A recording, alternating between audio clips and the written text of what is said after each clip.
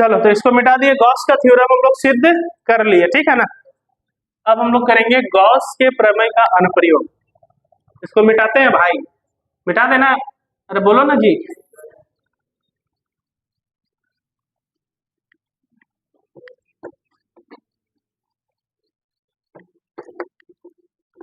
Gauss के प्रमेय का अनुप्रयोग।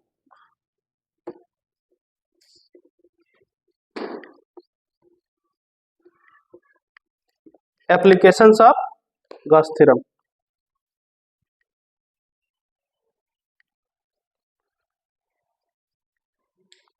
ठीक है, क्वेश्चन लिखिए किसी आवेशित गोलीय चालक के, क्वेश्चन लिखिए अनुप्रयोग में किसका व्यंजक प्राप्त करेंगे। अनुप्रयोग में पहला नंबर अनुप्रयोग क्या क्या निकालना है हमको, है ना। अनुप्रयोग नंबर 1 लिख के डाल दीजिए। अनुप्रयोग नंबर 1 मतलब वही क्वेश्चन है, लिखिएगा आप। लेकिन किसी आवेशित गोलीय चालक के, किसी आवेशित गोलीय चालक के बाहर में, किसी आवेशित गोलीय चालक के बाहर में स्थित, किसी आवेशित गोलीय चालक के बाहर में स्थित किसी बिंदु पर, किसी आवेशित गोलीय चालक के बाहर में स्थित किसी बिंदु पर, किसी बिंदु पर विद्युत क्षेत्र के व्यंजक को प्राप्त करें। किसी आवेशित गोलीय चालक के बाहर में स्थित किसी बिंदु पर विद्युत क्षेत्र के व्यंजक को प्राप्त करेंगे।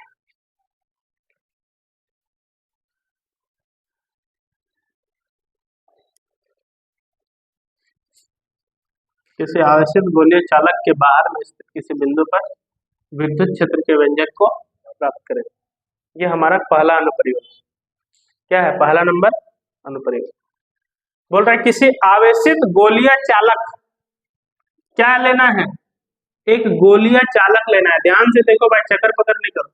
ये हमारा एक आवेशित गोलीय चालक है जिस पर क्या है, प्लस क्यू आवेश वितरित है, प्लस क्यू आवेश वितरित है,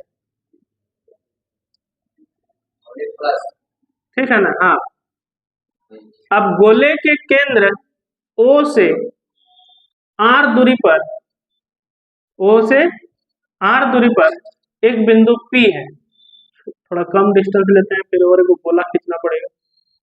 यहाँ पे एक बिंदु क्या है, P है। ये मार्क है,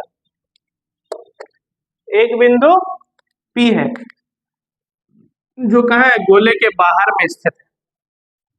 कहाँ है, गोले के बाहर में स्थित है। तो अगर गोले के बाहर में स्थित एक बिंदु P है तो हमको बता दीजिए कि इस बिंदु P पर कितना विद्युत क्षेत्र उत्पन्न हो रहा है। हमको क्या बताना है, किस बिंदु P पर कितना विद्युत क्षेत्र उत्पन्न हो रहा है। रेहान भाई ध्यान से सुनो, हमारे पास एक आवेशित गोलीय चालक है, हमारे पास क्या है, एक आवेशित गोलीय चालक है, और इस आवेशित गोलीय चालक के बाहर में एक बिंदु क्या है, P है। आवेशित गोलीय चालक के बाहर में एक बिंदु P है। बता दीजिए कि इस आवेशित गोलीय चालक के बाहर में कितना विद्युत क्षेत्र उत्पन्न हो रहा है, ये हमको पता करना है, ठीक है।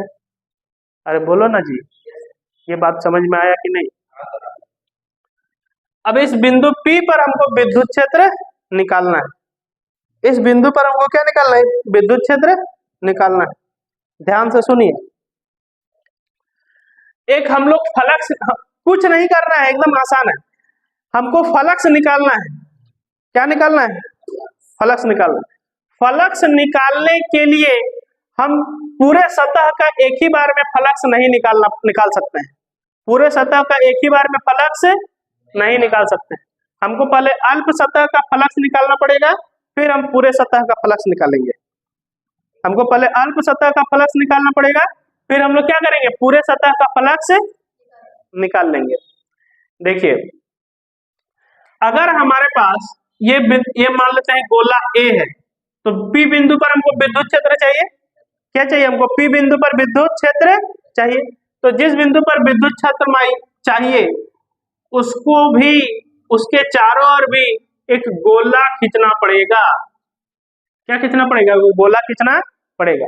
इसका नाम, अगर ये गोला ए है तो ये क्या है, गोला बी है। अगर ये गोला ए है तो ये क्या है, गोला बी है। अब इस पॉइंट पर हमको क्या चाहिए, विद्युत क्षेत्र चाहिए। इस पॉइंट पर क्या चाहिए हमको, विद्युत क्षेत्र चाहिए। क्या बोल रहा है जी, हाँ हंस रहा है बोल बोल के, क्या बोल रहा है, कुछ तो तुम बोला। इस पर हमको क्या चाहिए, विद्युत क्षेत्र चाहिए।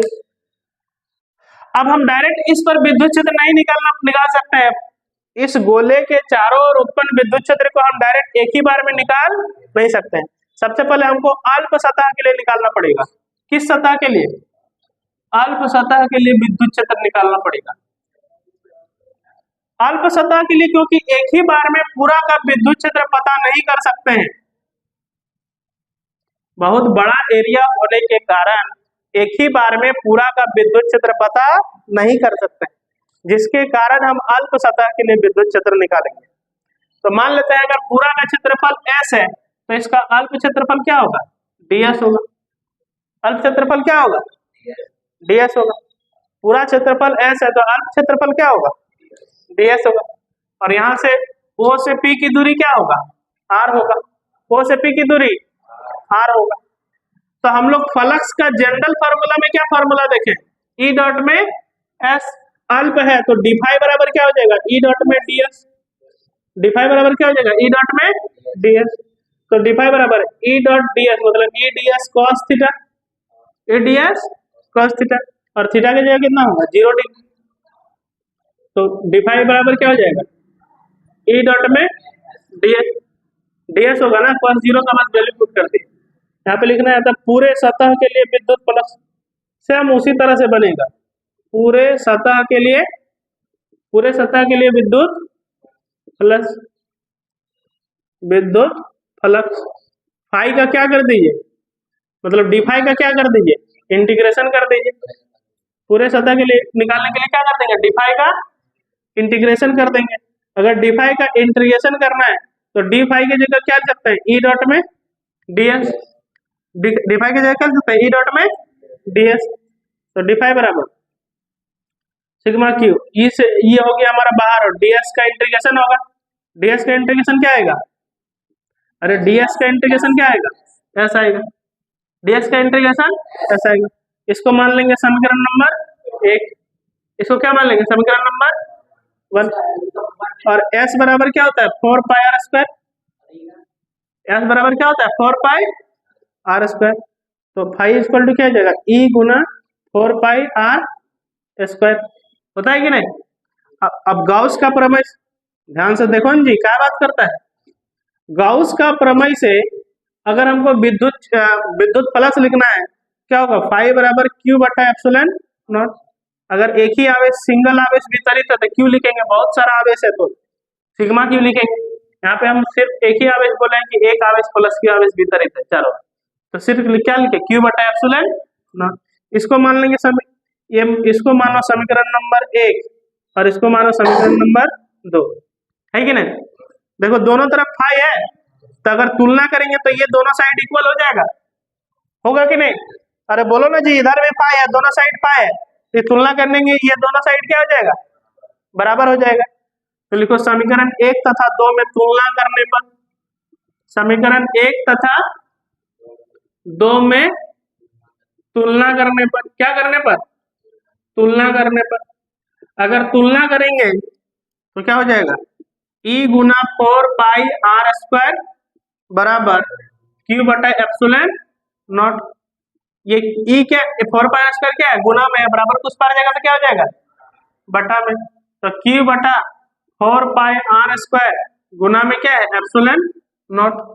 इसको सजा के लिख दो तो E बराबर क्या हो जाएगा, 1/4 पाई एप्सिलॉन नॉट को इधर लिख दो, और ये हो जाएगा Q बटा में आर स्क्वायर। हमको क्या निकालना था?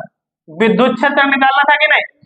तो ये हमारा विद्युत क्षेत्र आ गया 1/4 पाई Q बटा आर स्क्वायर, यही तो निकालना है। कुछ है? कुछ नहीं किए, बस जनरल फार्मूला से फ्लक्स निकाले, गॉस का प्रमेय से फ्लक्स को लिखे, दोनों में तुलना कर दिए, विद्युत क्षेत्र आ गया।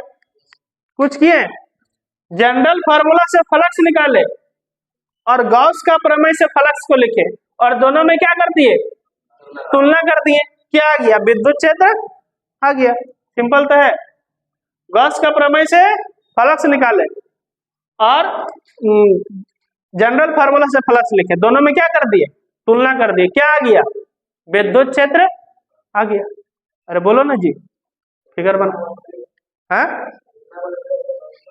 एगो सतह पर और एगो सतह के गोले के अंदर में और दो को। हाँ, अगला क्लास में कर लेंगे दोनों।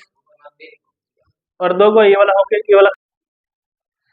चलिए, तो हम लोग गॉस के प्रमेय का फर्स्ट अनुप्रयोग कर लिए। अब हम लोग अगला क्लास में गॉस के अनुप्रयोग का दूसरा अनुप्रयोग करेंगे, जिसमें हम लोग देखेंगे किसी गोलीय चालक के अंदर में विद्युत क्षेत्र कितना उत्पन्न हो रहा है, और देखेंगे फिर कि किसी गोलीय चालक के सतह पर कितना विद्युत क्षेत्र उत्पन्न हो रहा है, और उसके साथ हमारा गॉस का एप्लीकेशन जो है वो खत्म हो जाएगा।